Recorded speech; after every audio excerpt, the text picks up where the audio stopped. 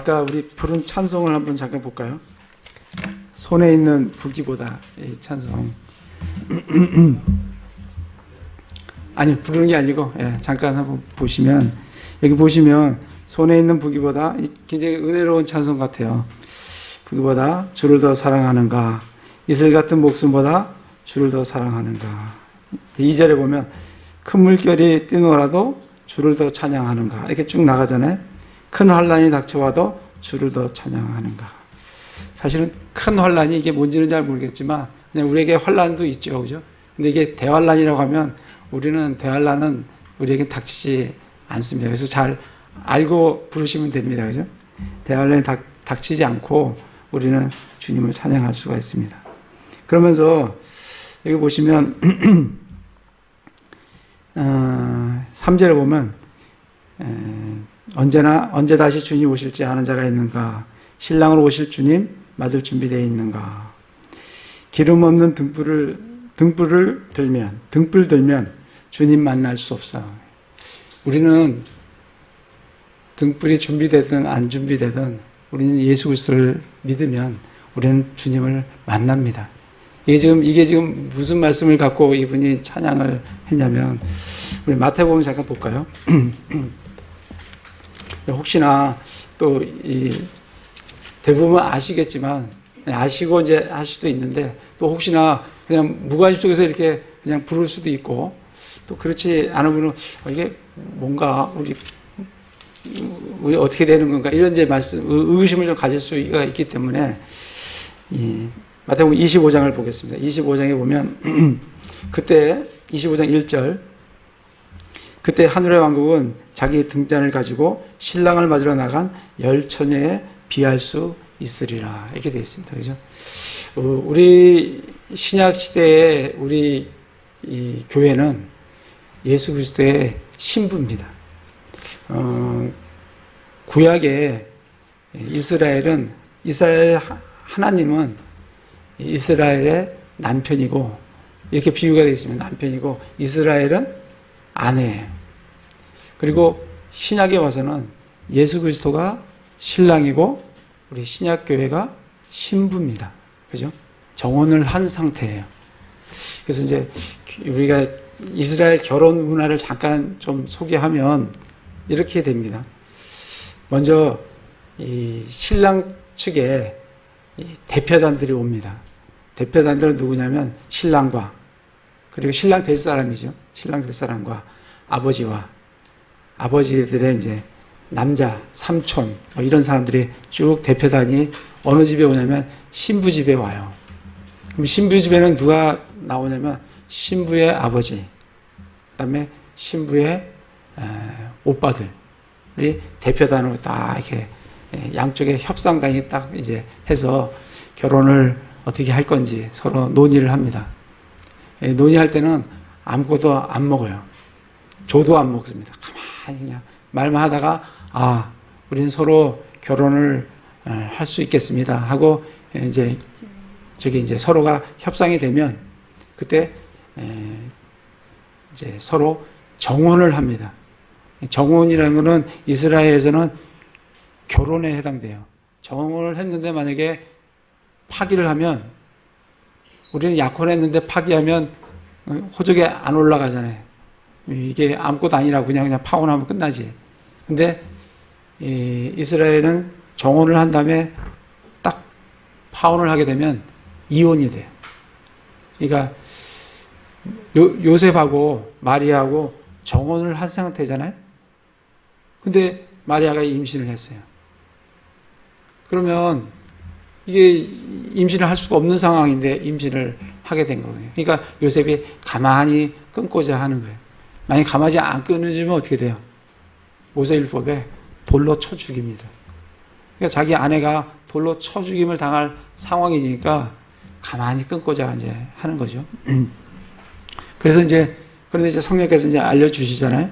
그렇게 돼갖고 이제 알게 되는 건데, 그래갖고 이제 결혼을 정혼 계약서를 맺습니다. 맺으면 이제 남편하고 신랑, 이제 그 남편 될 사람하고 이 사람들이 이제 선물을 줘요. 선물을 하나 주고 그리고 집으로 돌아갑니다. 바로 아내를 데려가는 게 아니고 돌아가요. 돌아가서 어떻게 해요? 자기 아버지 집에다가 집을 하나 짓습니다. 자기가 살 집을 하나 지어요. 집을 다 짓게 되면 이제 정혼한 아내를 데리러 옵니다. 근데 그게 언제쯤 될지 몰라요. 1년이 될지 6개월이 될지 알 수가 없어요. 갔다가 돌아와서 오면 이제 아내를 데리고 갑니다. 그때 올 때 누구랑 같이 오냐면 이제 신랑하고 신랑 친구들하고 같이 옵니다. 그러면 여기서 신랑을 맞으러 나가는 사람은 누구냐면 신부가 나가는 게 아니에요. 신부의 친구들이 있어요. 그걸 이제 들러리라고 하는데 신부의 친구들이 나갑니다. 맞이하러. 나가서 그래서 지금 이제 그러고 나서 이제 신부를 데리고 가는데 여기 25장에 보면 신랑을 맞으러 나간 열처녀에 비할 수 있으리라 할 때 이 열처녀는 신약교회가 아니에요. 신약교회는 한 처녀예요. 열처녀하고 결혼하는 한 남자는 없습니다. 그죠? 그거는 이 열처녀는 신랑이 예수님께서 오셨잖아요. 그리고 우리가 신약교회하고 정혼을 맺었다고요. 그리고 예수님이 선물로 뭘 주셨어요? 성령님을 주셨어요. 그리고 예수님은 어디로 갔어요? 하늘로 가셨어요. 그러면서 요한복음 14장에 너희는 근심하지 말라. 하나님을 믿으니 또 나를 믿으라. 내 아버지 집에 거할 것이 많도다. 그리하면 내가 너에게 일렀으리라. 그렇지 않으면 내가 너에게 일렀으리라. 내가 너희를 위해 처소를 예비하러 가노니.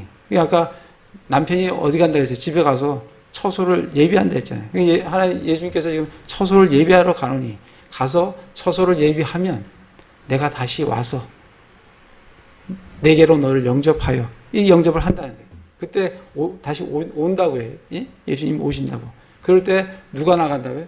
들러리 신부의 친구들이 나가서 예수님을 맞이한다. 그 신부를 비유한 게 열처녀예요. 이 열처녀들이 다섯 처녀들은 지혜롭고 다섯 처녀는 지혜롭지가 못했다는 거예요. 준비된 사람은 대환란을 거쳐서 처녀왕국에 들어가게 되고 그렇지 않은 사람은 못 들어간다는 거예요.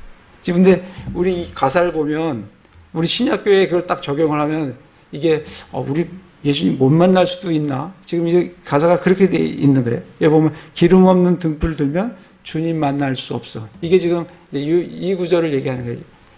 10명의 처녀들이 있는데 준비 안 된 등불 준비를 안 된 다섯 처녀들은 주님께를 못 만나고 다섯 사람은 만나고 누가 그러냐면 열처녀인 대환란에 들어가는 사람들 중에 그것을 이기고 지키는 사람들은 만나게 될 것이고 그렇지 않은 사람은 못 만난다.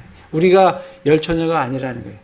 우리는 예수 그리스도의 한 신부입니다. 고린도후서 한번 가보겠습니다. 고린도후서 11장 아까 열처녀라는 걸 잘 기억하시고 고린도후서 11장에 보시면 내가 하나님께 속한 질투로 너희에 대해 질투하노니 11장 2절입니다. 이는 내가 너희를 순결한 한 처녀로 그리스도께 드리기 위해 너희를 한 남편과 정혼시켰기 때문이라. 뭐라고요? 내가 너희를 순결한 한 처녀로. 신약교회는 수가 몇 백만, 몇 천만, 몇 억이 되더라도 그건 하나님 예수 그리스도의 한 신부, 한 처녀입니다.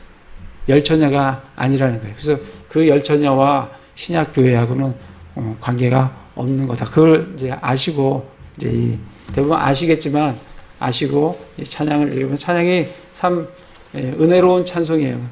찬양인데 그런 부분들이 있다는 것을 저는 이게 보면서 보면 또 3절에 보면 재린나팔 소리 나면 예비할 수 없어. 우리는 재린나팔 소리 나면 우리는 올라갑니다. 예비하고 뭐 할 것도 없이 우리는 바로 들려 올라가든지 죽어서 재림나팔 소리가 나면 부활을 하든지 그렇게 우리는 주님께로 가게 된다는 것을 아시고 찬양을 하시면 더 은혜가 될 것 같습니다.